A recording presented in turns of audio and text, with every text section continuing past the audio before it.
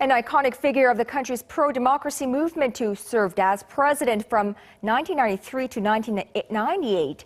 Late President Kim Il-sam's life was remembered and honored throughout the 5-day mourning period. His comrades, former foes, and fellow politicians all kept vigil at his wake, and tens of thousands of Koreans paid their last respects to the man at altars set up throughout the country. Former President Kim will finally be laid to rest at the National Cemetery in Seoul tomorrow. Our Shin Se has a sneak peek of how the procession will take place. Se-min. Yes, the 5-day period of national mourning will come to a close when the state funeral for the late President Kim Il-sam gets underway at the National Assembly on Thursday. Now, looking at this rundown right here, the hearse carrying Kim's body will leave from Seoul National University Hospital to the ceremony hall set up in front of the National Assembly.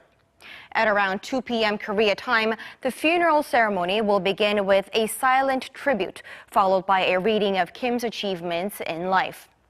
Then a string of religious ceremonies will follow, starting with Protestant, then on to Christian, Catholic, and the Buddhist rites. The remembrance ceremony will end with floral tributes and incense burnings by Kim's family and diplomatic delegations. The funeral procession will then depart from the National Assembly at around 3 p.m. and will take a final trip around Kim's home in Sangdo-dong in Dongjakgu District and a memorial library before arriving at Seoul National Cemetery.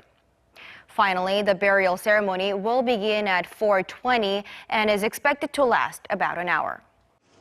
The funeral proceedings will be similar to a grand funeral, or 국장 as it was called, that was given for the late President Kim Dae-jung in 2009.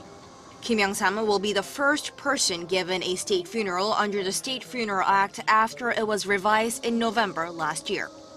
Attending the funeral will be some 10,000 people, including political affiliations and old enemies, under late Kim's will that stressed harmony and reconciliation in Korea. Kim Il-sam will be laid to rest alongside former presidents Lee Seung-man and Kim Dae-jung, Korea's first and the 15th presidents.